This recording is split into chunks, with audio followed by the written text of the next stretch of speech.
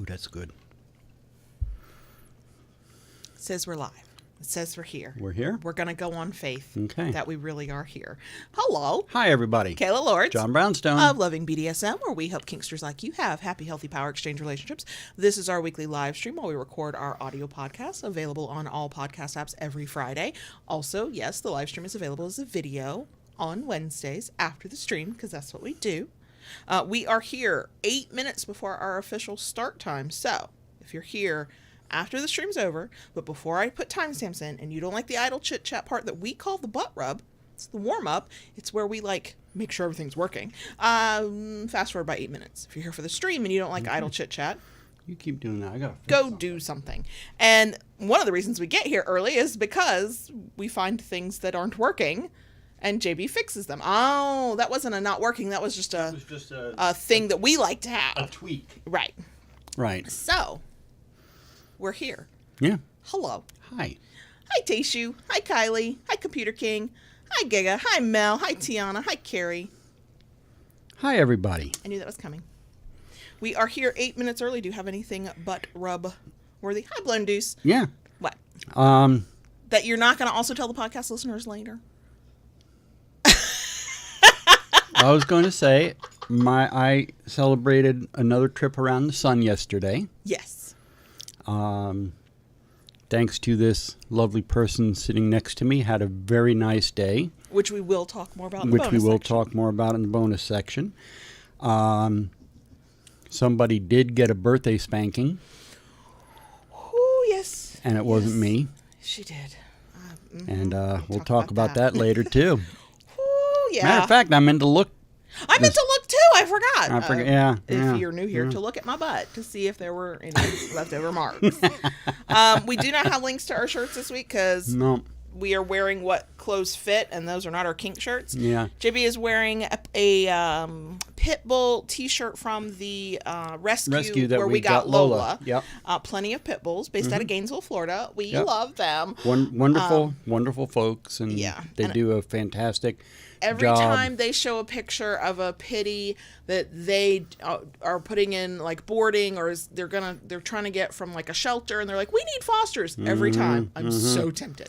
She showed me a picture of a young boy that they just took in. Sweet. And he is sweet looking. He's about 1 or 2 years old, I think they said, and he could easily be Lola's brother the way same he coloring. looks, same coloring. I think must be a Staffordshire Terrier.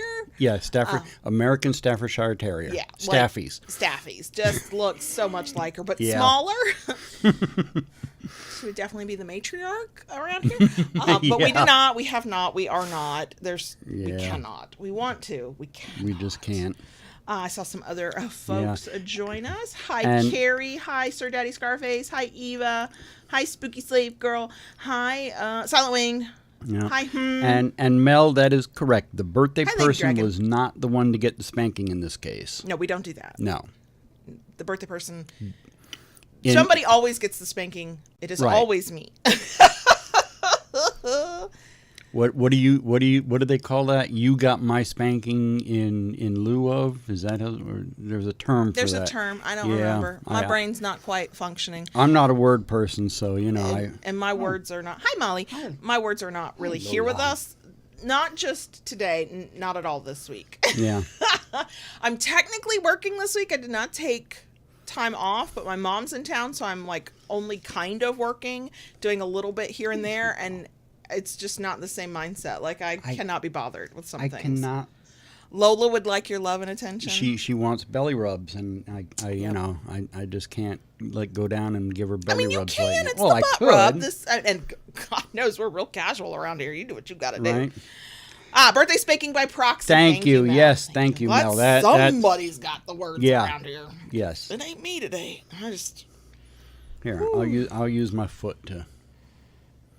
As long as she's happy, it's fine. She appears to be very content. It's fine. My shirt is just a shine on, by the way. We got distracted. It's just from Kohl's. It was a $6 special, and I went, that's cute, and then didn't like the length of the sleeves and went, oh well. It is it's wild around here right now. It's also kind of chill. I don't know how you can be both wild and chill, but we manage it. Anything else? It's butt rub related. I got nothing. Florida has not cooled down. It's only getting hotter. We're supposed to hit a high of 95 today. What was it, yesterday? Yeah, and our heat index is always 10 to 15 degrees hotter. Heat index was like we hit 113 again yesterday. Yeah. Yeah. No, this is the time of year to hibernate. Yep. Mm-hmm. And I'm doing that. I'm definitely doing that. Mm-hmm. Hey, Junie. Hi, Rara. Hi, here's the water. Let me see who else I saw. Did I see? I thought I saw. I'm so confused. If you have arrived and I have not said hello to you, hello. Mm-hmm. I don't like people to be left out. Hello, everyone. Welcome. Glad you could join us. So, what else? There's so much to talk about, but it's all bonus sections. I know. So I got nothing. This is my second coffee of the day. And you were like, I'm going to have water during the live stream. That is healthy. But then what did you have for lunch? It's something very good and yummy. It was delicious. I know it's delicious. Yeah. I had some last night. What did you have for lunch?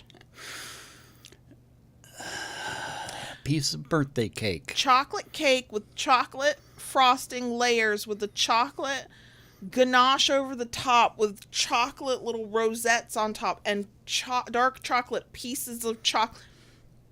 And whatever slice size you had filled the bowl you were eating out of. And here's what's funny. So I was sitting there eating this. Mm-hmm. The 12-year-old comes walking into the room. And would like to know how this is even possible. He stopped dead in his tracks, looked at me, and was like, "You're eating cake for breakfast?" Well, to him, breakfast, because he'd only been up like 30 minutes. And I looked at him and I said, No. I had breakfast at 7 o'clock. I had a smoothie and 2 slices of whole wheat toast. And he's like, "But you're having chocolate cake for lunch?" And I said, "Yeah." And he was like, "Good job."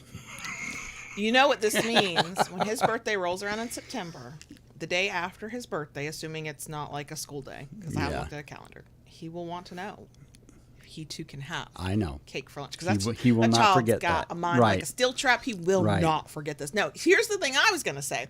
We record the podcast intro separate from all of this. Mm-hmm. And today we were like really early with it. And I made the comment, JB seems a bit mellow today. And then right as we were hitting go live here, he was like, and I was like, clearly the chocolate got to you. The sugar, the caffeine. I don't know. I don't know. But something, you're not mellow. 30 minutes ago, pre-cake, mellow. Post-cake, a little chatty Cathy. I don't know what you're talking about. Mm-hmm, mm-hmm. It is noon straight up, so we are going to actually get here and be here and do the things. And do what we're here to do. Right. So, hello. As we said earlier, there are no links for the shirts. We're just wearing what's comfy because that's where we're at in life.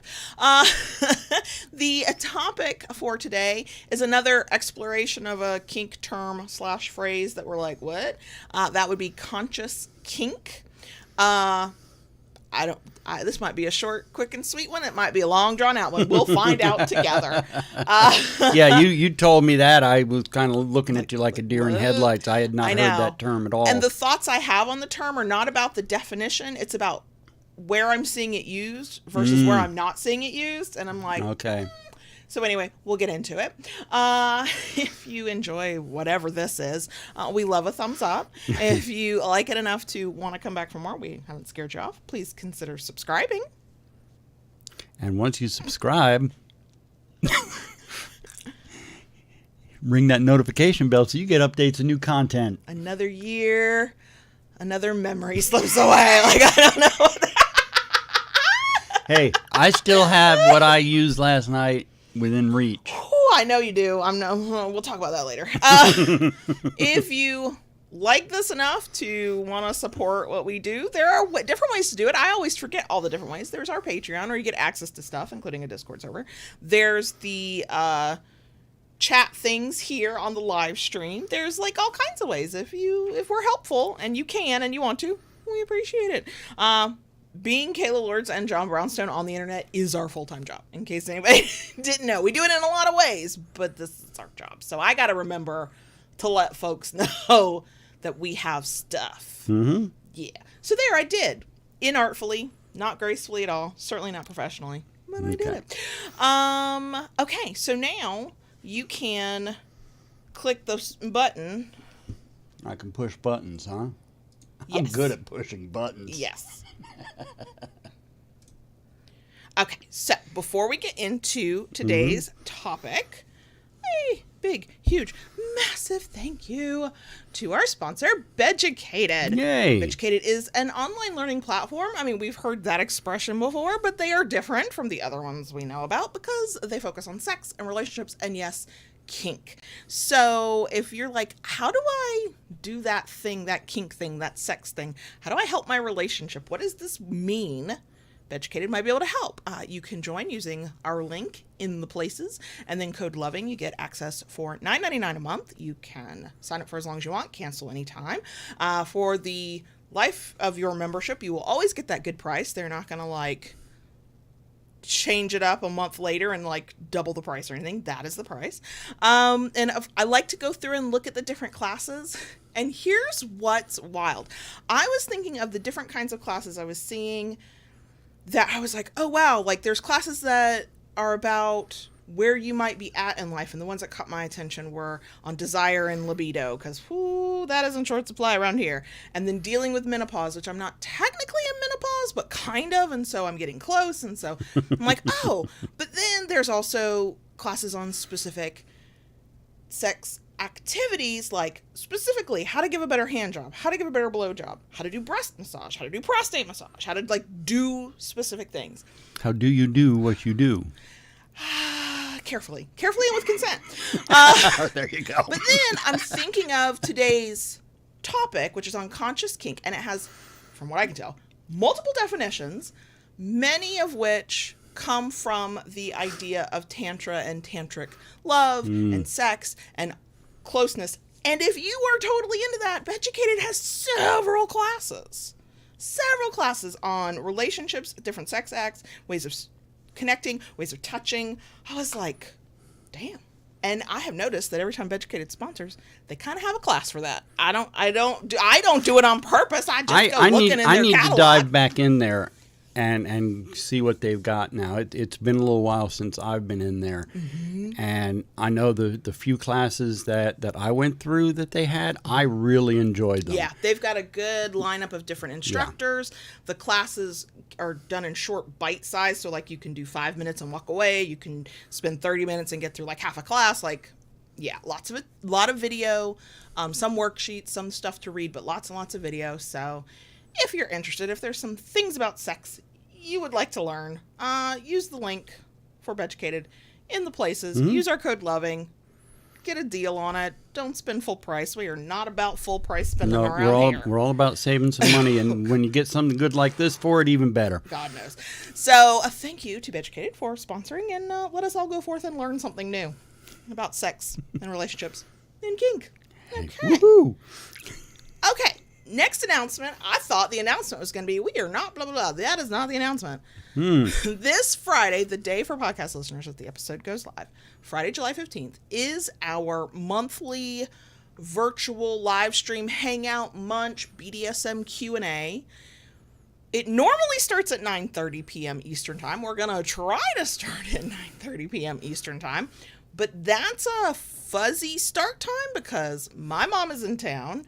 And she's usually gone from the house between 8 and 9 if she stays, but not always. So we're going to gently tell her to have a good night at her sister's house at some point Friday and jump on live. And I'll have everything set up and ready to rock, so we just have to push a couple buttons and off we go. Yes, so I think we'll start at 9:30. I think so. But you never know. I love your mom. She's wonderful, but Yeah, by 9:30 she'll be... By 9:30, she's ready to go to sleep. Right. She's like, I'm done for the day. But Yeah. if my aunt is with her, it can go very long. That's true. So we shall see. I don't know what's going to happen. But we are doing that.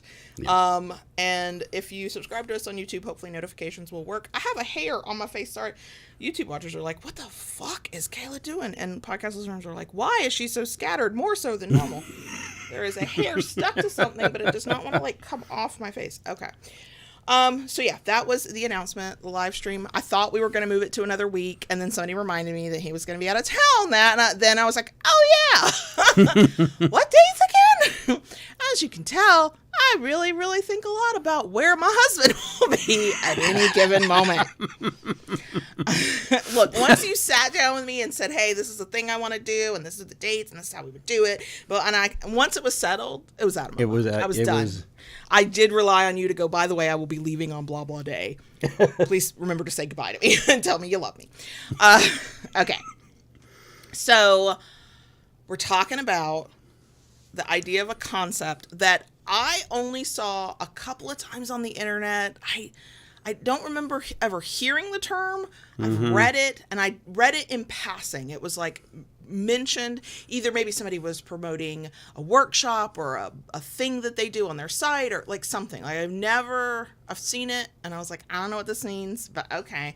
And that's the term conscious kink. And prior to me saying the words to you, you had never heard of it either.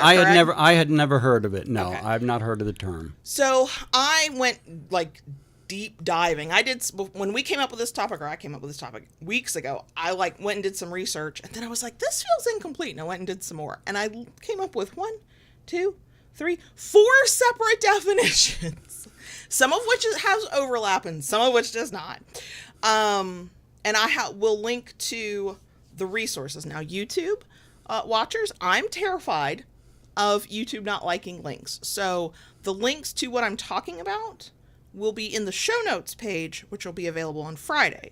But also, if you subscribe to our newsletter, you'll get access on Friday. You don't have to come back to YouTube. So if you're like, I want to read these links, YouTube, wait till Friday. Podcast listeners, it's there. It's in the show notes page. Just go for it.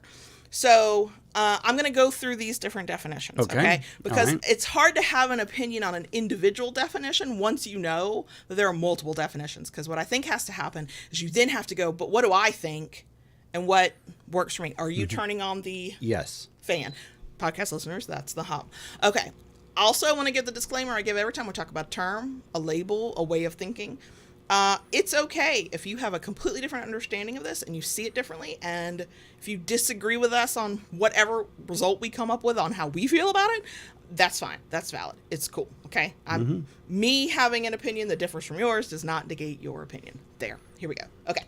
So the first definition I found on a person named Lenore Black's website, Lenore Black. And what that person said was, conscious kink is exploring your darker or more taboo fantasies with intention. And I went, okay. Yeah. The next one is from a therapist and an author who apparently has written a book on the concept of conscious kink. I have not read the whole book. I just read some like little bits out of it. Named Justice Schonfarber. I'm not sure how to say his last name. And he notes 3 things that conscious kinky couples do. So I took that as the definition because every other explanation I found by him, I was like, this is not concise enough. And if I'm saying something's not concise enough, whoo doggy. Okay, so conscious kinky couples, according to this writer, they talk openly and explicitly about sex.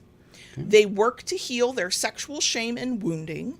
They consciously cultivate eroticism in their relationship.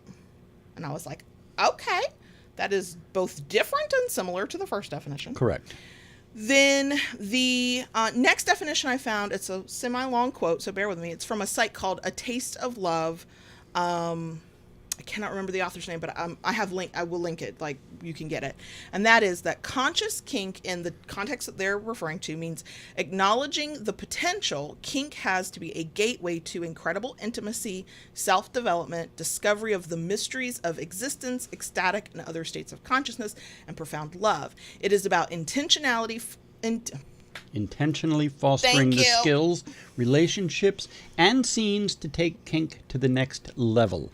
to get to some kinds of state of consciousness, it takes developing certain skills within us.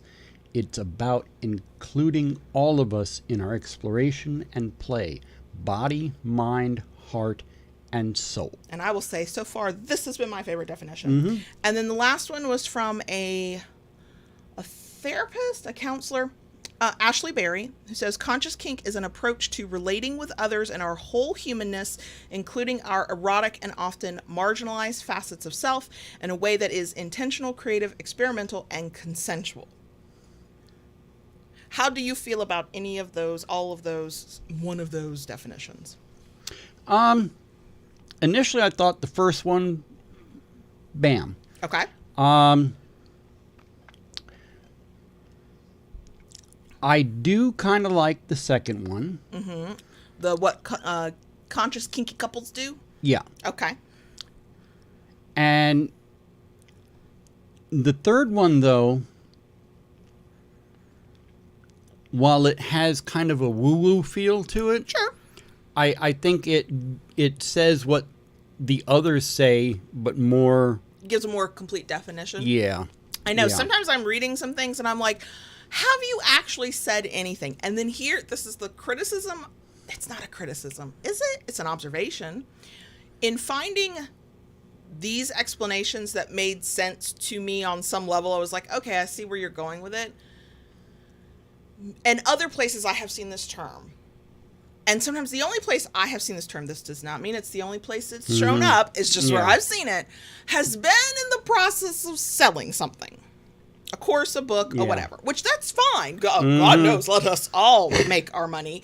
I am mercenary, and this is a capitalistic society.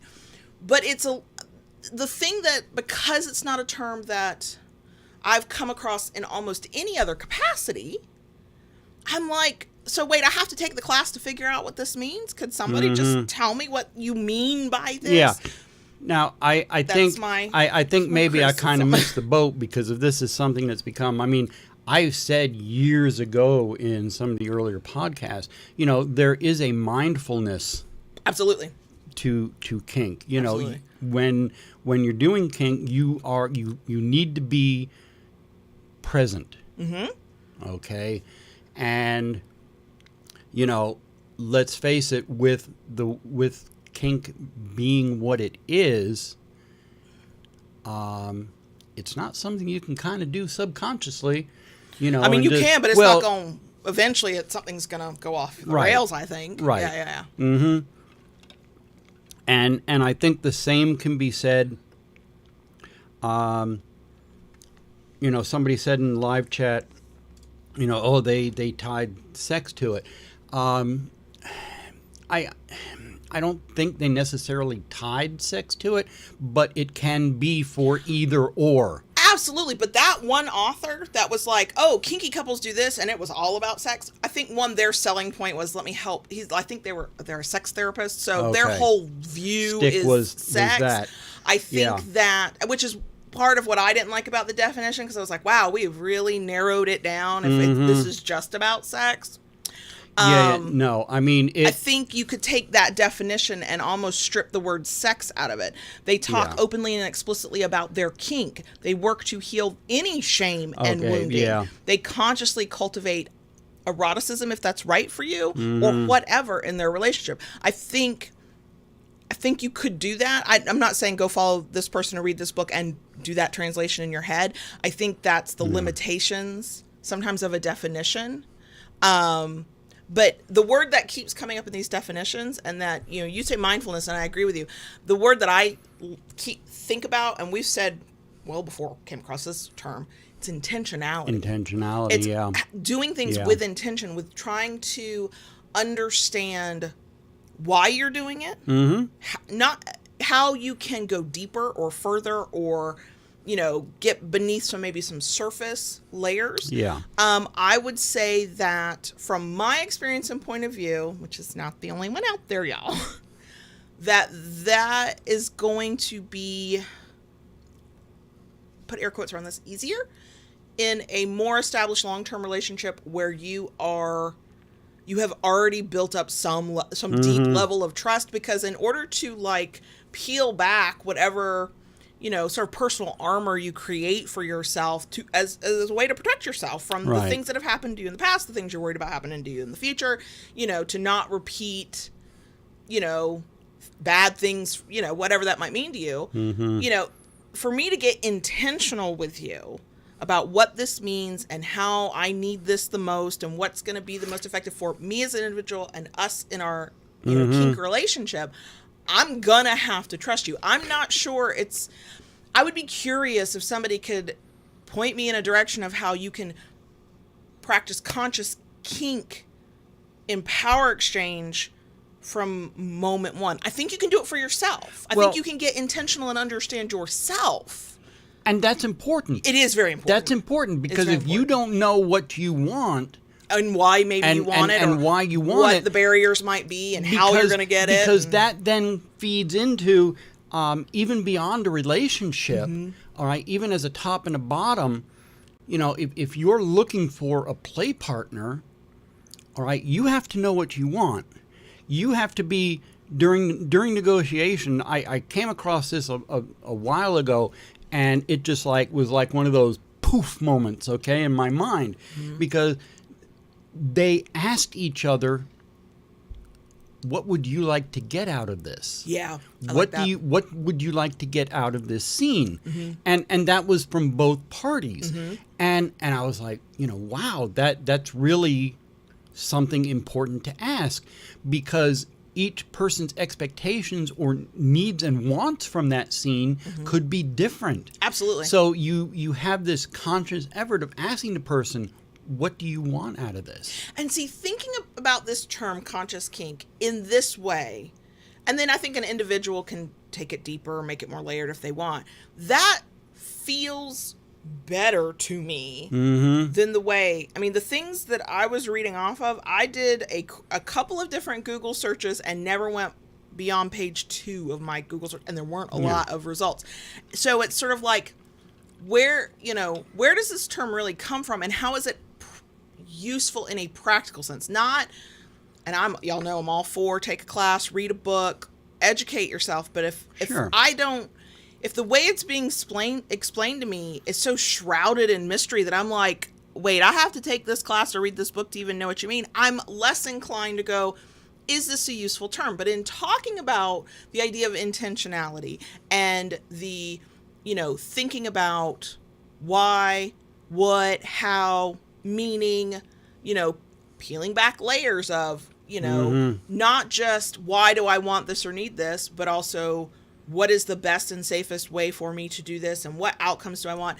And also, though, I think it's important to put out there that if you don't want to go that deep in your kink, you don't have to. True. You do not have to. I like to know the why of something to a certain extent. Now, here's the thing. I want to know why I do things. I want to understand myself. I want to create an intention behind what we do. I want there to be a deeper meaning. But you know what I don't look into personally? I could not tell you why I'm submissive. Like, I'm not going to do let's go back into my early childhood, or let's deep dive into my psyche and figure it out.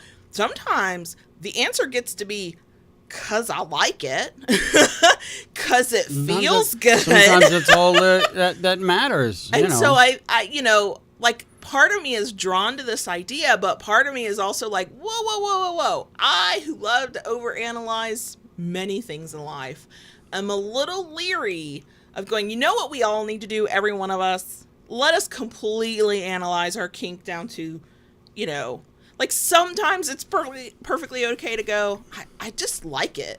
Yeah. I just like it. I think that if you were drawn to that kind of thing and you're like, but I like to understand the whys and wherefores and what are we doing and what does it mean and how can we go deeper into it and how can we make it better, or how can we make it a different kind of experience, not better, just with maybe more meaning or more whatever. I think that this could be a way to do it, but I also feel like every other kink term, there's so many different ways of approaching it. There's so many different ways of understanding it. I almost am like, is there a way to clearly define what this is? I feel like I feel less, what's the word I want, in tune with the term because of the way I have learned about it. I'm like, but I know this is not true. Other people I'm sure are talking about this, but if the only ways I'm learning about these things are because somebody wants to sell me something, I'm like, yeah. And I keep going back to it, and I keep saying, look, sell. If you got something to sell, sell an idea, sell a class, please do. Make money. But I'm like, but I don't know.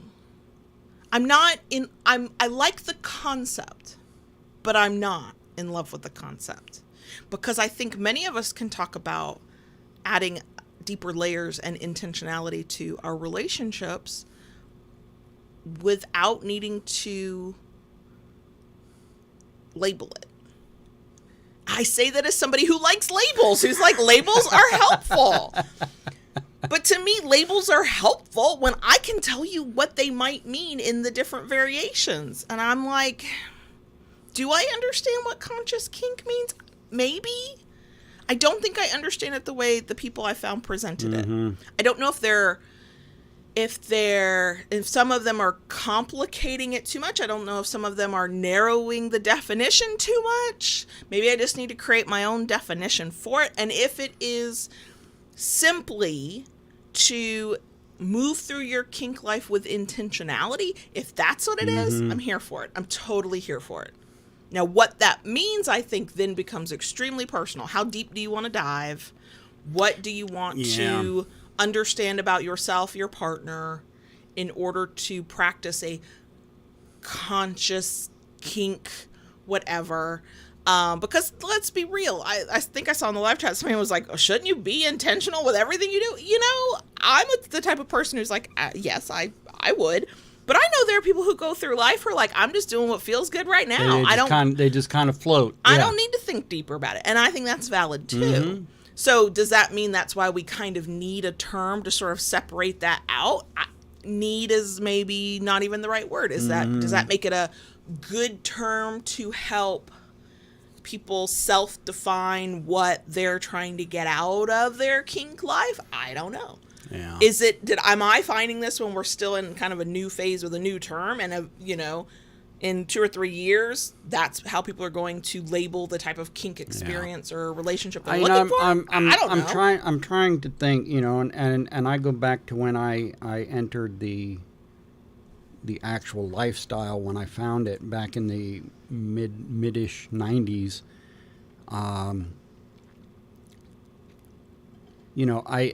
think most people, even at that time, had, I don't know if this is a word, an intentionality towards what they did and were doing. So I think that has always been there. And I wonder if by, adding this term, this conscious kink, if it's just kind of a maybe an evolution? Could be. Just a way of giving language to a thing that already was out there, which is typical of most labels. We're just going, oh, I see that existing out there. What would I call it? How would I label it? I'm seeing in the live chat, somebody said, that they want intentionality from their partner. It's frustrating if a partner can't tell you what they want. And I think there's a difference between telling you what they want versus why they want it. I think when somebody can't tell you what they want, they don't know enough yet. They don't trust you enough yet. They don't trust themselves enough yet. And then add other reasons that you would know. And so there is we all have to get to a point if we want to have successful, informed consent, risk-aware kink interactions of being able to say, I want this thing. I don't think it's necessary for everybody to deep dive and go, I want this thing because, right? Like, because it fulfills me and it makes me do this and this is why I want it. Like, if you can get there eventually and want to, I think think that's Okay. great. I'm like that. I'm You to some you extent. you know me well enough. Hope so. There are times I want to deep dive into something. I just want to bury myself in it and just be immersed in it. Sure. And there are times that, yeah, okay, let's do it. Yeah, let's let me not have to think too hard about it. Yeah. But I still enjoy it. And there still is a certain intentionality. There's Oh, yeah. still a level of consciousness about what I'm doing. Sure. But, I guess you could say even with that, there's a spectrum. Oh, absolutely. And just because you have that doesn't mean you need to deep dive and immerse yourself in being conscious about what you're doing. I think you should always have some level of consciousness what you're doing, especially with kink. Oh, yeah. Please have some awareness of what you are doing. There has to be some level of awareness, just because of the risk factor of many of the things that we do. But I don't think that you have to, consistently be knee deep. Yeah, I don't think you have to peel in back that. the layers every single moment. But you know No. what? Here's what I'm curious about.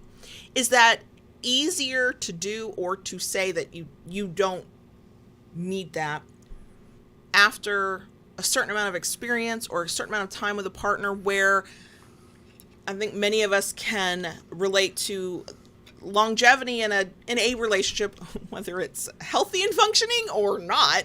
You learn a shorthand with one another. You learn, and in kink, the longer you explore your kinks and try to learn about it or try new things or whatever, Yeah. you learn about yourself to some extent. So Well- that sometimes, I want to be careful about calling it an autopilot situation, but sometimes it's a little bit like going on autopilot, because until presented with other information, you kind of know how your partner is going to react. You already kind of know what you like and why you like it and what works for you and what doesn't.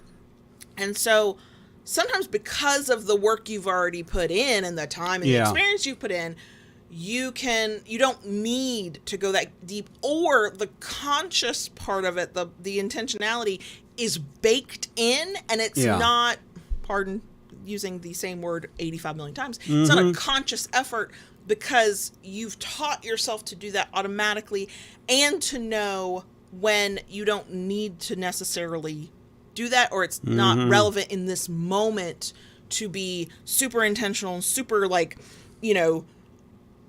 laser focused on the laundry list of however. I think that's the part I'm struggling with. I can't figure out what it is that makes a kink practice conscious kink versus anything else other than to say intentionality. And it's like, I who don't want, I can't give anybody a checklist of how to have a successful relationship or how to, whatever. But I'm like, but what, if any, are some signs? There's some traits? What does it mean? Or is it genuinely this nebulous term that means whatever you need it to mean, which I'm kind of okay with, but every other term we talk about, it might have multiple definitions. It might have different ways of looking at it, but I can tell you what this person will tell you it means, and I can explain it, and I can rationalize it, and I can understand it. And I'm like, well, if based on if I put all of the definitions that we read together, I would go, I might not do all of those things all of the time, but I do them often enough and am aware that I do them. Self-awareness, I think, is a huge part of whatever the concept conscious kink might mean. Okay, if I mash all that together, but then pick and choose, what fits me, then I can go, okay, all of that is conscious kink. It's not one little thing, it's all of it. And then I go, does that mean it's almost too broad to be a singular concept? And yet I know there's going to be people who absolutely are like, I follow conscious kink, I have an awareness of what it means for me, and I'm telling you right now, live chat will be harder to see, so actual comments on the video, and then podcast listeners, however you were connected to us, I would love to hear how you define it, because I do wonder, I who love labels and think you should define shit however you want to, am curious of if a definition is too broad? Is it a helpful term? And yet, if it's helpful for you, valid. I'll just keep caveating myself. I don't want anybody to yell at me today. I don't have the strength for it. You know, what was it? The second... About what conscious kinky couples do? Yeah. But these are things that to me is just like, should do. sit down and have a talk. I know. Sit down and have a talk. Tell your partner what you want. Ask your partner what they want. So as a reminder, conscious kinky couples talk openly and explicitly about this person says sex, but it can be kink, it can be whatever. Work to heal, in this case, sexual shame and wounding, but any shame and wounding. Consciously cultivate eroticism in their relationship. Well, eroticism or power exchange or whatever dynamic suits that relationship, to consciously cultivate the relationship. And yeah, I feel like we can distill that down to have actual meaningful conversations where you say the real thing, you say the hard thing. Words. And again, with the caveat that really only with the person who has earned that level of vulnerability that it will take and the trust to let them see that part of you. And if you're like, I don't know if I trust this person, one, I would like you to please like take a step back and go, is there something going on in this relationship I need to deal with? But two, I think that's valid. Like if you're not there yet, you're not there yet. But that's not like that definition, that description rings true for me, but not as conscious kink. That's what I would consider healthy power exchange practices. Yeah. Because think about this, the sexual shame and wounding, I think, take the sexual out of it, something that shames and wounds you. That is not, to me, unlike when you're ready for it, having the conversation about why certain types of play are not on the table because they're triggers, and here's why they're triggers. And not every partner you might have will get to be at that level where you will share that with them because they haven't earned that right. Not everybody gets to know our traumas, right? But with the partner that you're like, this person, I'm safe with this person. The trust is there. I want them to know because I want them to understand because this will make our relationship or our kink, practice safer, better, whatever. But that's what I would call good communication with the right partner. Correct. Like that's now the third one, that the really long one where I did not know how to speak. Gateway to incredible intimacy, self-development, discovery of the mysteries of existence, ecstatic and other states of consciousness, profound love. That one, and I think one of the others was where it got closer to kind of talking about the tantra kind of thing. And I can understand people who follow, is it tantra? I'm saying it right. Who might go, okay, I gravitate towards this because it fits within the framework of what I'm already following. But these things, mysteries of existence would be one that I'd go, okay, that would be outside of the realm of my typical kink experience that I want to have. But, self-development, intimacy, that's a relationship. That's a relationship. And I think what spoke to me a little bit on that is, exploration and play. And let's face it, when, being in a power exchange relationship,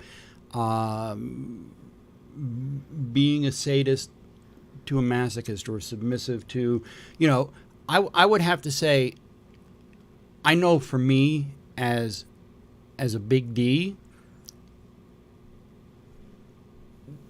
when I am in that mode, okay, it feeds something to me. So, and that I could probably say the same for you as a submissive. When you are being submissive, that feeds multiple parts of your being. All right. So I can kind of, understand that. Right. I think here's the thing that is true, and I agree with you completely. Here's the thing that comes to mind, though.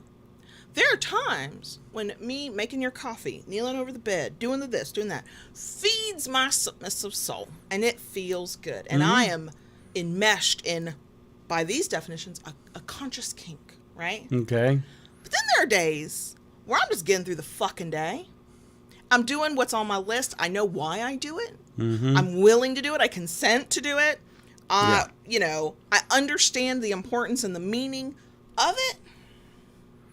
My soul's not nourished. I'm just a bitch trying to get through my day. Just trying to get through the day. And it we all feels have days like that. Right, that's my point. We talk about that all the time. But Yeah. it feels like, in these higher definitions of what conscious kink That is, you're supposed to be at that level all the time. and I'm self-aware enough to know that most people do not actually mean that. Mm-hmm.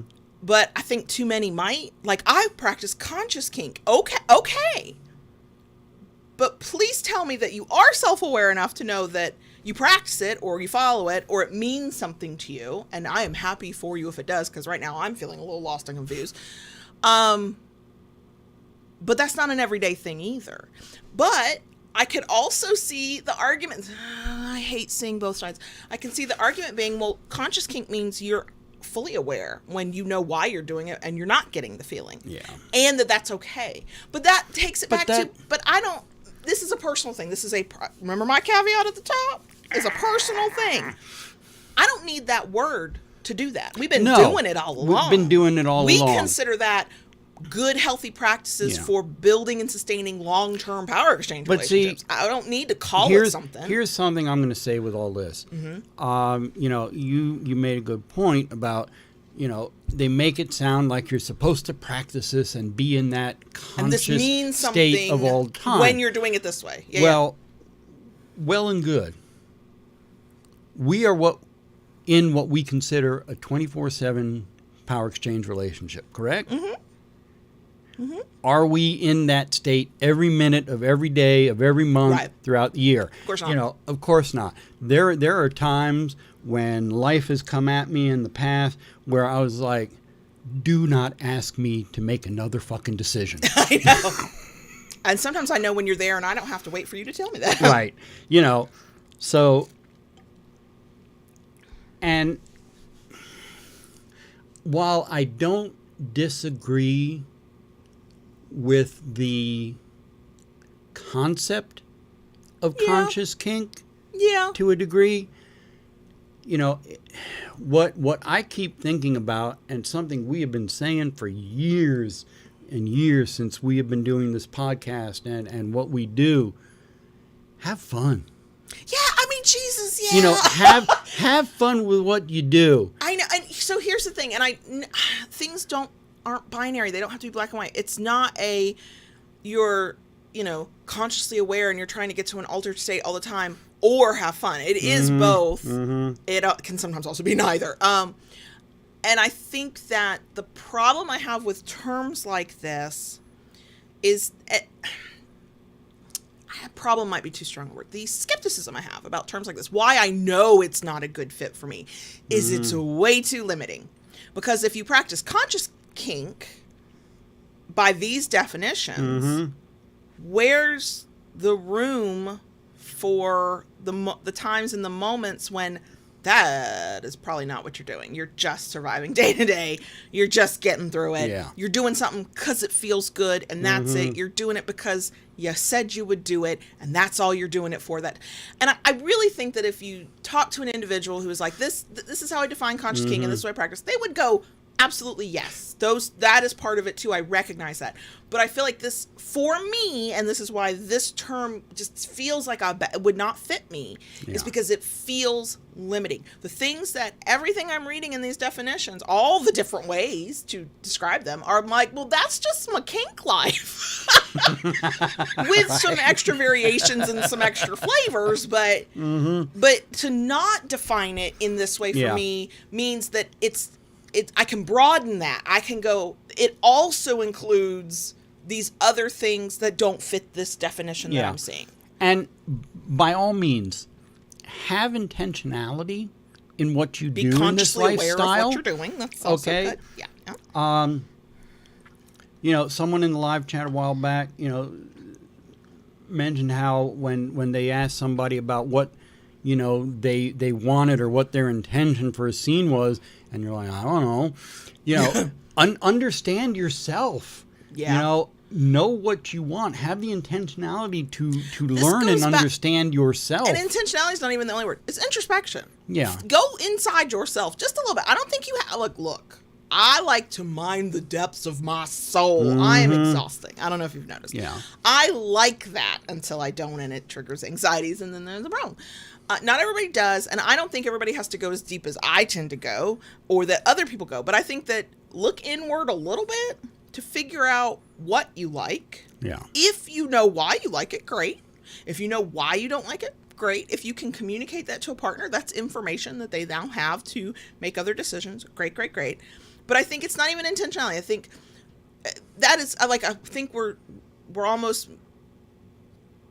we've said the word too much. It's going to have no meaning. I think there is awareness. I think the term is really awareness. Yeah. Self-awareness, Mm-hmm. awareness of others, awareness of what you're trying to accomplish, awareness of goals. When you can and it makes sense, awareness of your whys, whats, and wherefores. Awareness of what you are doing at any given moment. To the extent that you can. I mean, some kink is quite mind-altering. You're not always aware. True. And I think some of that does involve introspection. I think all of it involves good communication skills. Yeah. I think that if you are a person who goes, who hears kind of the way we think we're describing it, and you go, yeah, and you want to call that conscious kink, and you want to adopt that for yourself and go, this is how I think about my kink practice, I think that's fine. I think that if you're like us and you're like, I don't need that term, I think that is also fine. Because I do. I think that it's one of those terms that can literally mean anything you want it to mean, and then that makes it, to me, almost meaningless. It's one thing for a word to have multiple meanings and multiple points of view, and then to take that meaning and tweak it to fit you. It's another thing to take a term and just go, you know what, I'm going to put this word salad together, and over here they're going to put a different word salad together. And I think for me, I have always been one, with the exception of the last few days, not to overindulge in something, not to under. Right. Trying to find the balance. Try to find the balance, the middle ground, so to speak. I think the term and overall definition of conscious kink is not necessarily a bad thing. I don't think so either. But I think it's one of those things, for me, find that middle ground. And also find what actually works for you on an individual level. Yeah. Have that level of consciousness, that level of spontaneity, that level of fun, and self-awareness, introspection, not figure out for yourself when you can reject that. And that's the thing. It's like, conscious kink to me is everything, which means it's nothing. I have pissed off some people out there, and my people-pleasing heart hates that. My people-pleasing heart is cringing. So I say again, if you feel like you have a good, succinct definition of what conscious kink means to you, please share it. During the live stream, if you do it in chat, I probably won't see it because that chat moves a little too fast sometimes, and I don't go back to it it takes too long to do it. So like in the comments or in an email or whatever.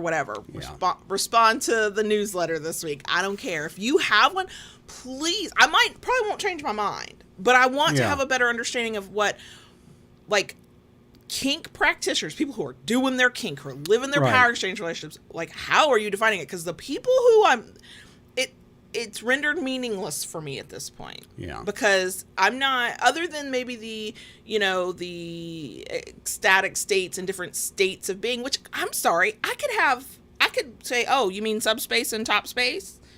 Oh, you mean like when the adrenaline is rushing in a kink scene? Like, for me, I'm not connecting to it at all. And I would love to understand how other people think who are not trying to sell me a book. Yeah. It's a thing, but I just had a quick thought that I want to. Okay. This whole thing with conscious kink on the level that some of these definitions dived into, it is almost like, and I've heard you say this. This is why I am relating this and bringing it up. It is like chasing every kink scene to achieve subspace. Oh God, yeah, and that's exhausting, and you're just setting yourself up for misery. Yeah. Yeah, because you can't guarantee it. You can't make it happen. Right. You can put the puzzle pieces in place and hope you get there. Yes. But, see, and I'm very critical of call them space chasers, I guess. I don't know if I made that up or if I heard other people say it. Credit to anybody who may have said it first. Because perfectly wonderful scenes can be rendered, air quote, ruined when you chase the altered state of consciousness that you cannot guarantee. I mean, you might be able to if you're, using illicit substances or doing other things. But if you're just like, I'm going to go have this scene and I'm definitely going to hit top space. I'm definitely going to hit subspace. If it was a really good scene, minus that one thing that you set as a goal, and now it's an air quote ruined scene, I will say you are not practicing conscious kink, because you then negated the experience. So you literally were not paying attention to what did happen and what did feel good. But I don't know. I know I'm being very critical. I'm just unconvinced. Yeah. Is what I'm going to say. I mean, beyond understanding yourself, knowing yourself, what you want out of kink, learning about your kink, okay, learning about your own triggers and your limitations. Practice your trade, work with effective communication. Because that's required for all of it. Right. Yeah. Build the trust between partner or partners so that you can go a little bit deeper than you did before. Right. Sure. If you're doing those things, you are achieving a level of consciousness to practice good kink. Practice risk-aware kink. To practice healthy, what we consider healthy kink. To build a healthy relationship. And yeah, and I definitely don't think you have to label it. Yeah. But yeah, I'm just, put me in the column of not convinced. Not sold on it. Not totally sold, yeah. Not sold on the term. I kind of understand the concepts from the definitions, but... And I can also, because I like to play good devil's advocate and see all the damn sides of something, I can also understand trying to come up with a contrast. If you are in a kink scene or a kink community where it seems to you from the outside looking in that everything's surface level. And everything's just too casual and nothing, air quote, means anything. One, that's a judgment that you've made by looking at other people and you don't actually know what's going on in their lives. Two, I can see where you might want to go, I do this differently, I think, than my community does. And what is it that I'm doing? And so then you put a name to it. I guess for me, I just don't need to name it. Yeah. I know. I also think that life is more complicated. So, sometimes, like we said, we're following, like, give me a checklist of what you think conscious kink means. I'm probably sometimes following every single one. And then most of the time, look, I'm just a person trying to get through my day. Yeah. And still be married to my husband. Like, that's it. It's not that deep sometimes. Right. So, like, I see it, but I don't. Yeah. I mean, I think it's... Oh, excuse me, folks. I think on one level it's fascinating. It's interesting what they've put into this terminology. Don't get sucked into the terminology. Yeah, don't let the term then dictate. How you. And I think that's true of every term we've got, especially if it's either so narrowly defined that it leaves too many people out, or who would otherwise fit. Or it's so broadly defined that it's everything. It can't be anything if it's everything. Right. Yeah. I just can't. It just can't. Mm-hmm. So, okay. So I don't think we learned anything. No. I think we decided nothing other than no, not for us. Right. I'm pretty sure we confused things and muddied the waters. Nothing is clear to me. We welcome to the podcast. Yeah, right. I mean, I don't know if we helped anybody. It's one of those things. I believe it is a matter of perception. Oh yeah, for sure. Okay, I don't think it is wrong. I don't think. No, I don't think it's wrong. I do not think that from any of those definitions. Even if someone believed in it and followed it, I don't think I saw anything there that is going to bring anybody any harm. No, I didn't know. In the lifestyle. Except if you fall into the rigid thinking of this is all you can do. Yeah. And this is what it always means only. Right. And it can't mean anything else. So but that's just a human nature I think if it's something that someone believes in and wants to do, it's kind of like your kink's not my kink, but your kink's okay. Yeah, have a good time, for sure. Have a good time. But yeah, as a term to come across and go, do I take this one on or do I go, not for me? I'm definitely in the not for me category. Yeah. I feel like I even ranted a little bit, so I don't know. I didn't mean to. It was not it was not a true Kayla rant. Registered trademark, but Yeah. That's really all I got to say about it. Okay. Because I feel like we're just going to talk in circles and still come to the same conclusion. Probably already have. Yeah. But, here we are. Okay. So, yeah, we've got a big old bonus section because lots has been going on. So, I guess let's do that. Okay. So okay. Are we good?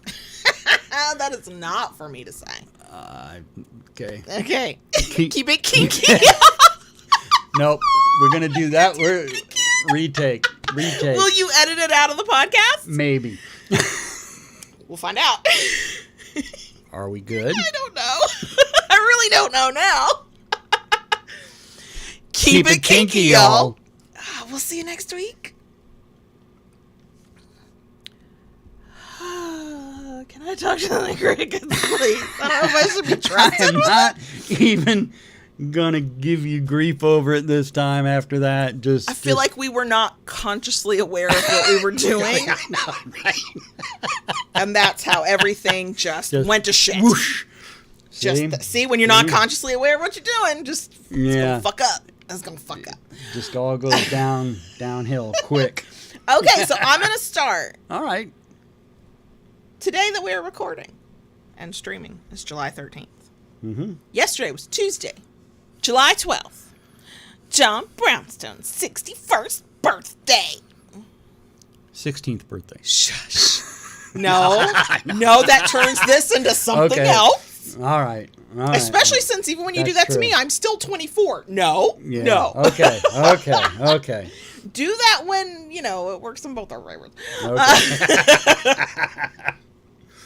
Yes, so it was your birthday, and I'm so glad that it was your birthday. Yes. I do not feel like I did as much as I would like to do, but you said you were happy, and I had to go with that. I had a very nice day, enjoyed myself, and had a good time surrounded by family, and it was nice. Mm-hmm. It was nice. Mm-hmm. You are, podcast listeners, you cannot see it. You might hear it. You are holding a new e-cig. Yes, my birthday present. Which, by birthday present, really you're going to do the booty guru YouTuber hand thing? I almost didn't know what I was saying. By birthday present, he means I went, oh good, you tested negative for COVID. You're allowed to leave the house. Go pick one out. Happy birthday. Okay. My contribution to his birthday present was one, tacit approval. Go for it. Do what you got to do. Right. If you recall last week, the old one was being held together with a rubber band. Two, I bought him one of the nice cards. This was not the 99-cent special card. It was not. It was a nice one. It's a keepsake. It actually, I know it's faux leather, but it felt like actual leather. I was like, well, it's the least I can do since I did not actually purchase a birthday present or put any effort into that. You know what? You what did I contribute? Said I could go out and get a new whoopee. I did. We call that his whoopee if you're new here. If you don't know the story, we can tell it later. You got me a marvelous birthday cake. Yeah, you put me under pressure. You were like, surprise me, but make it chocolate. And I was like, that's... Well... Because it's not like, I got it from the Publix bakery. Publix is amazing. If you know, you know. Yep. But they do these, what they call decadent desserts. So they're not like decorated birthday cakes. They're like super nice, like fancy looking cakes. And to say, surprise me, the one who wants to be led, guided, and told what to do. That's what we do here. And only gives me the criteria of chocolate. That was a lot of pressure. It was a lot of pressure. But it was a good chocolate cake that he had for lunch today. And I was taken out for a very nice dinner. that I told you where you were going because I had a dream and thought we'd already discussed it. So tell me how you got to be the one in charge, but also got any birthday surprises? Like, I feel like I'm a big proponent of pleasant surprises that do not spike anxiety on your birthday. I think your gift should be a surprise, or some special moment should be like a treat that you were not expecting. And I basically dictated the terms of your entire birthday. I was not expecting to be able to leave the house for my birthday. That's true. That is true. 3 of the 4 of us are definitely negative for COVID, and one of us is, JB continues to call him Corona Mary, and keeps testing positive. Not a single symptom, not a nothing, but keeps testing positive. Yeah. So I nicknamed him Corona Mary. Corona Mary. Okay, so live chat is like, whoopee, what? Okay. Yeah. So who is old enough to remember the movie Mr. Mom, which is, in retrospect, problematic, but I found delightful, where Michael Keaton loses his job, has to stay home with the kids, totally fucks it up because men are helpless and can't do it. Wife goes off to work. Terry, I can't think of her last name, but Terry Garr. Was it Terry Garr? Okay. I believe so. I don't know. But yeah, 80s movie, y'all. Yeah. Because we're going to show our age here. In that movie, the youngest kid has the blankie that he doesn't want to give up, and they call it a whoopee. And he takes it everywhere. And if he does not have his whoopee, he is distraught. And the thing was disintegrating. And it was disintegrating. And so JB, doesn't matter what part of life we're at, which vape he's using, which e-cig he's using, it is always his whoopee, because he does not function well if that thing's not in his hand or close by. If he sets it down somewhere, which he has been doing more and more as the years have gone by, and then not remembering where he put it, it's a full house search with whatever human being is in this house and capable of getting up and searching. We're all looking for it. Because it's become not even a matter of having it to vape. It's a matter of it being close, and sometimes it's in my hand. Yes. Just in my hand. Y'all, we were leaving the restaurant last night after dinner, and you had me put it in your purse. I'm just going to call it the whoopee. It's a whoopee. Put your whoopee in my purse, which is fine, even though now my purse weighed like 85 pounds. And when we got back to the car, like my job, when we get in the car, if the sun's out, I hand him his sunglasses, put his glasses away, blah, blah, blah. It's a whole task thing. Fine. Mm-hmm. And he's like, I need my whoopee. I'm like, we have not pulled out. You can't even hold your whoopee. Like, what? And so I won't pull it out. And he goes, and I'm holding it, and he goes, oh, good. But he's not in a position to hold it. He's literally backing the car out of a parking spot. He needs both hands and his eyeballs. And so I just hold said whoopee in his line of sight until he can take it from me. And all was well. And he was happy world. the moment he saw it. Like, I was not moving fast enough to get it out of my purse. And he's like, I know I gave it to you. You have it. Can you please hurry. I'm like, you literally cannot hold it. You cannot vape on it. You can't do shit with it. But yeah, I'll hurry so you can stare at it. It's a whoopee. And based on the movie, that's a whoopee. Hey, at least I was not like the young boy in the movie. I gracefully accepted a new whoopee in place of the old. Okay. So you did. You gracefully accepted the new one. But y'all, he said, I'm going to dispose of the old one. There's no need to keep it. It's broken. I have a new one. I like this new one. I'm really happy with this new one. So far, what he's managed to do in the 3 days he's had the new one is put the old one in the box that it came in from 5 years ago that he still had. And I don't know, unless something's changed and you didn't tell me. Last I saw, the box was just sitting on the kitchen table. It was not being disposed of. It was a coffin waiting for burial. But there's a delay, apparently. He's not quite ready to let that whoopee go. The box was put in the trash midday yesterday. Finally. It took a while. That should have been an immediate, let me just put it in the trash can. You literally kept it on the kitchen table for 24 folks, hours.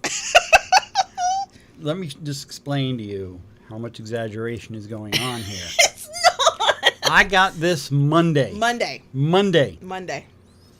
Yesterday. Monday night, the old one should have been in the trash can.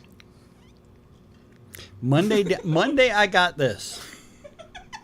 So she's 3 days it sat on the table. Okay, no, I was incorrect 24 about that. hours it sat on the kitchen It table. shouldn't have sat on the kitchen table 20 And then minutes. it went What in were his you trash. waiting for?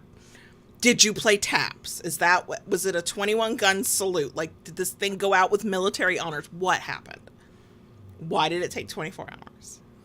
Was it that hard to say goodbye to the wood grain whoopee? Well, it was hard to say goodbye to the wood grain whoopee. Yes, I That's my whole point. As I hold up the new one in your line of sight, so you can see it when you can't hold it. Thank you, Taishu. So you have to hold on to the old one to make sure the new one works properly. Except the old one didn't work It properly. worked properly. It just was held together with duct tape and spit. So, I'll go back to something that was said just so I can acknowledge it. Mr. Spock was talking about with our rapid positive test. The only one of us that's ever tested positive is the oldest, and he is still testing positive. I used the CDC calculator, which I did not know was a thing. And it's like, have you tested? Have you been exposed to? What was the date of this? What was the date of that? And then it tells you what day you're allowed to leave the house with a mask. And that's how we decided. I was like, okay, it's safe to go out now. CDC calculator told me. Which, I wish I'd seen it the first time I was trying to, like, get through the CDC guidelines. Because I was like, okay, if this, then that. If that, then this. When we have a Mars is rising and a Mercury retrograde. Like, I was very confused. And if I had just seen the calculator, I'd have been like, oh, we're just waiting for this day. Pending what, tests might say or whatever. I was like, are you kidding me? So. And X, yes, she is getting close to a line she shouldn't cross. Maybe that's the whole entire fucking point. Because, so we talked about this at the top. And we're like, we'll talk about this later. Birthday, day of birthday means birthday spankings. Yep. Past couple years, we've been really bad about putting it off. Like we had last year was the worst. I know we ended up having to go out to your workshop. Yes. Because everybody was home, but it was like we just got to get this done, and we went outside. So I saw you pull a paddle out that is, hey, it's a prototype of a paddle that's very popular over at the Kinkery, thekinkery.com. Yep. It's resin inlay paddle. It's the first one you made. Very first one. It's a beast. It hurts. It hurts a lot. A lot. And I also was like, oh shit, we did this right as we were going to bed. Yeah. Kids weren't up and about. They were in their rooms, but they were still awake. So noise, if it carried, could still be heard. And I was like, oh shit.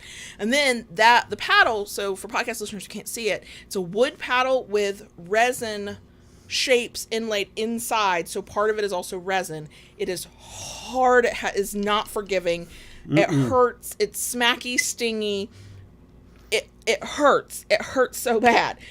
And I was like, and right as you started going, I was like, start slow, warm me up. And you actually stayed light so the sound didn't carry. But you did that evil thing that impact tops do. You stayed in one spot. And I just let it stay on the skin. Y'all, and you counted this time. Normally I count. It's every year of life plus one to grow on. I was dreading number 62 because I was like, this is usually the exclamation point. And it was a little bit, but not the way I expected because you were trying to keep the sound down. So you're counting, and see, when you do it and I count, you go slow because you're trying to make me mess up my counting. You went pretty quick. Yeah. Y'all, I was clutching. There were a few times I went 1, 2, 3, 4, 5. I'm clutching the blanket, and I don't know how to describe how I was breathing either. It was like Lamaze, or I had just run a race, but I was like, I was panting. I was panting, and not in desire, but like Jesus, take the wheel and get me through this.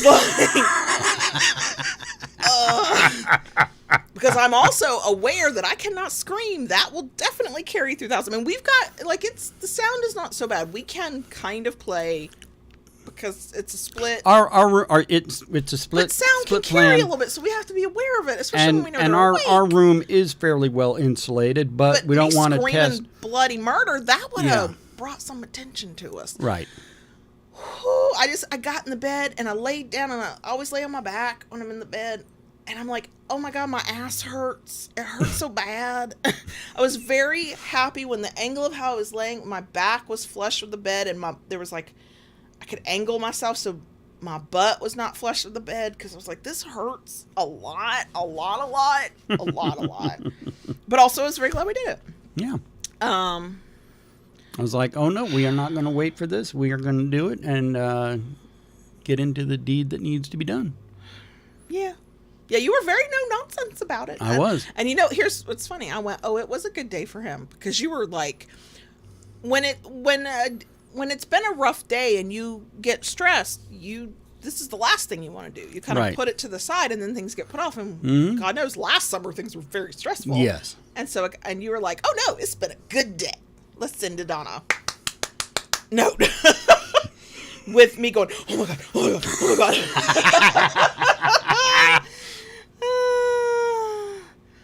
Yeah, and I did have to stop a couple times and oh yeah, slow. Yeah. I was like, this is about to not be fun. Mm-hmm. Just rub my butt, please. Just rub my butt. I didn't say that, but that was like, please read my mind right now. I'm not trying to direct the scene. I know what my bounds are, but please touch my butt. I mean, it was absolutely nice because this is long enough. It goes across both cheeks, one shot. That's what makes a paddle a beast to me. If we were getting both my cheeks at once, it hurts. And it hurts apparently I have very good aim. Yeah, you do. Single-minded, focused, sadistic, conscious of what I was doing. You were very consciously aware, and you did it with intention, with purpose, and understood what and why you were doing it. Yes, I did. Mm-hmm. Oh my Lord! So yeah, you did have a good birthday. Yeah. You did. And now we move on to planning. The 16-year-old becomes the 17-year-old next week. Mm-hmm.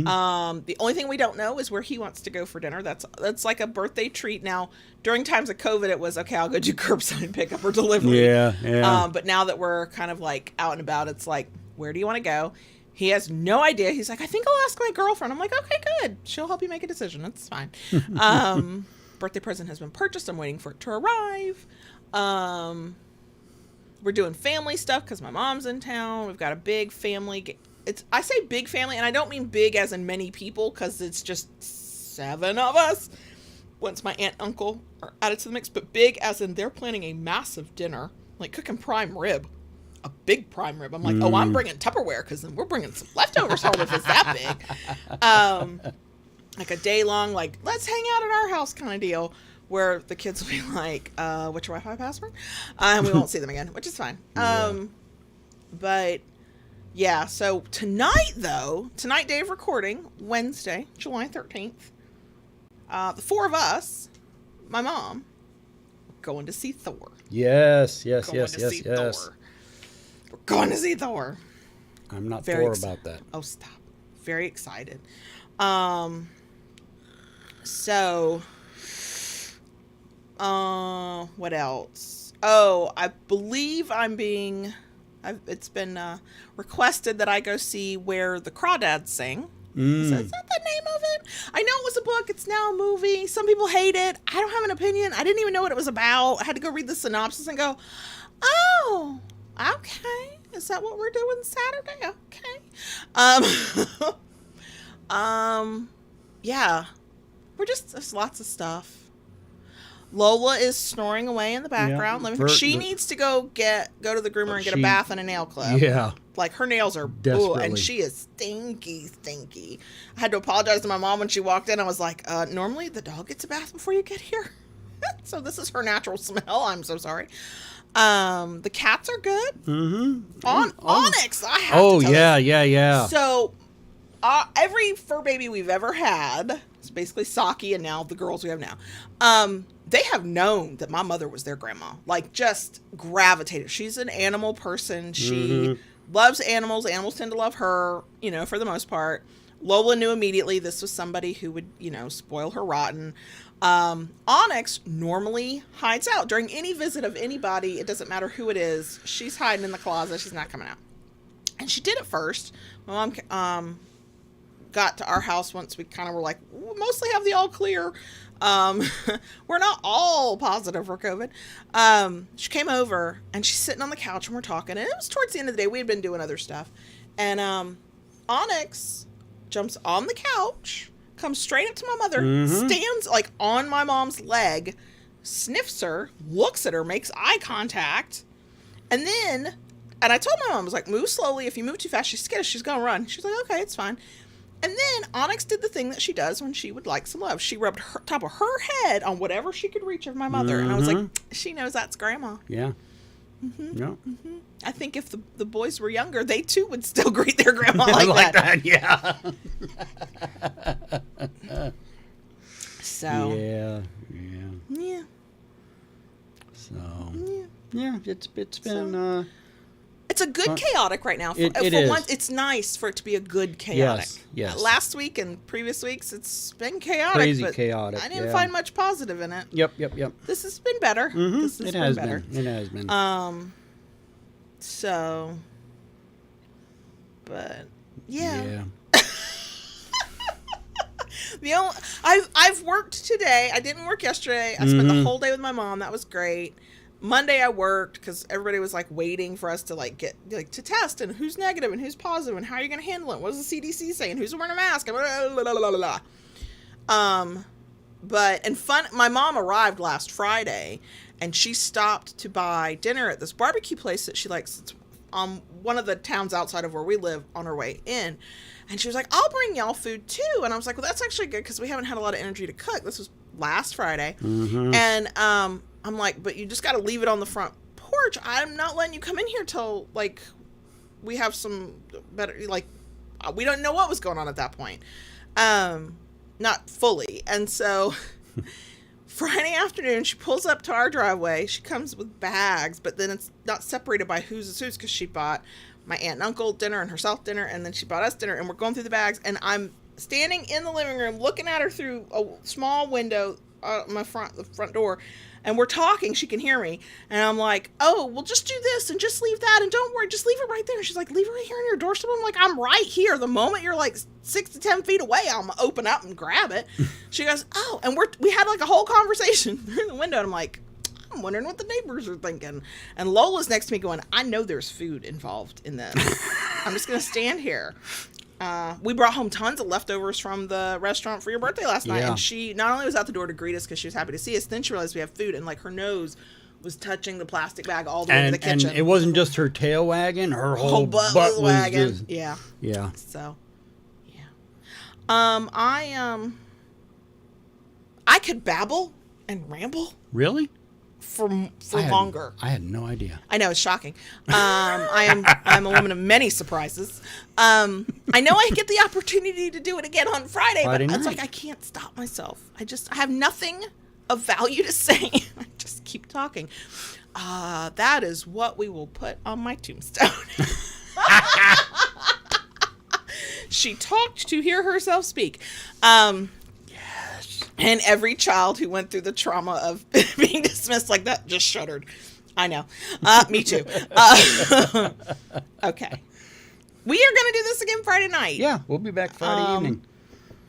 Hopefully around 9:30. Hey, we still each have a drink. It's just the one. Yeah. But we each have one. True. Should we get chips and dip too? Maybe. Or cake. Talk to me. I know. I can look in a mirror, and God knows I look at these videos afterwards. I know. Should we have chips and dip? Probably not. Will we? Maybe. Probably. Probably. Yeah. We're gonna stop talking. Yeah. Because we get to do this again in a couple days. For podcast listeners, it's the day this episode comes out. But Yeah. you know, but I kind of don't want to. I feel like I'm among friends. We are. I know. We are. I know. They're all good people out there. Absolutely. Our tribe, our community, and we love them. And then there'll be the rando person who I don't know and that they don't know me is going to yell at me about anything I've said in the past hour and 20 minutes or whatever it is. Hour, yeah. I know. Yeah. Look, I'm a recovering people pleaser. I'm working on it. We're going to go. All right. We love y'all. Thanks. Especially when you're here to this point. Like, Yeah, right? You're definitely our people. Hardcore. We'll be back Friday night for another live stream. We'll teaser for next week. BDSM Reddit reaction. Oh, I know. Silent Wings already sent me at least one that I've got. I think somebody else sent me one too. Okay, Can't remember. all right. I gotta go look for some more. Those are if always you it. are a person who scrolls through the BDSM side of Reddit and you see something, you're like, oh, Kayla's gonna have opinions. Feel free to send me a link. Those are usually interesting. I know. Yeah. They're fun. I mean, it's very cleansing. It's a palate cleanser because I'm a rant. And sometimes so will you. Yeah. So. You never know. Yeah. Okay. All right. We're going to go. Bye. Bye.